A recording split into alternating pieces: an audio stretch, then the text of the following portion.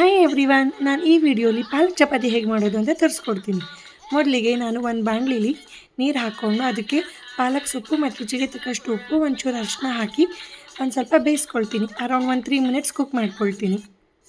ಪಾಲಕ್ ಸೊಪ್ಪು ಬೆಂದಾದಮೇಲೆ ಅದನ್ನು ಒಂದು ಮಿಕ್ಸಿ ಜಾರ್ಗೆ ಟ್ರಾನ್ಸ್ಫರ್ ಮಾಡಿಕೊಂಡು ಒಂದು ಚಿಲ್ಲಿ, ಒಂದು ಸ್ವಲ್ಪ ಬೆಳ್ಳುಳ್ಳಿ, ಒಂಚೂರು ಜೀರಿಗೆ ಮತ್ತು ಒಂದು ಸ್ವಲ್ಪ ಪನ್ನೀರ್ ಹಾಕ್ಕೊಂಡು ಒಂದು ಸ್ವಲ್ಪ ನೀರು ಹಾಕ್ಕೊಂಡು ನೀಟಾಗಿ ಪೇಸ್ಟ್ ಮಾಡ್ಕೊತೀನಿ. ಅದಾದ ನಂತರ ಬಾಣಲಿಲಿ ಗೋಧಿ ಹಿಟ್ಟು, ಒಂದು ಸ್ವಲ್ಪ ಉಪ್ಪು ಹಾಕ್ಕೊಂಡು ಸ್ವಲ್ಪನೇ ಪಾಲಕ್ ಪ್ಯೂರಿ ಹಾಕ್ಕೊಂಡು ನೀಟಾಗಿ ಸಾಫ್ಟಾಗಿ ಕಲಸಿಟ್ಕೊತೀನಿ. ಅದಾದಮೇಲೆ ಒಂದು ಸ್ಪೂನ್ ಆಯಿಲ್ ಹಾಕಿ ಮತ್ತು ಇನ್ನೊಂದು ಸ್ವಲ್ಪ ಹೊತ್ತು ಕಲಸಿ ಚೆನ್ನಾಗಿ ನಾದಿಟ್ಕೊಳ್ತೀನಿ. ಚೆನ್ನಾಗಿ ನಾದಾದಮೇಲೆ ತಟ್ಟೆ ಮುಚ್ಚಿ ಒಂದು 10 ನಿಮಿಷ ನೆನೆಯಕ್ಕೆ ಇಟ್ಕೊಳ್ತೀನಿ.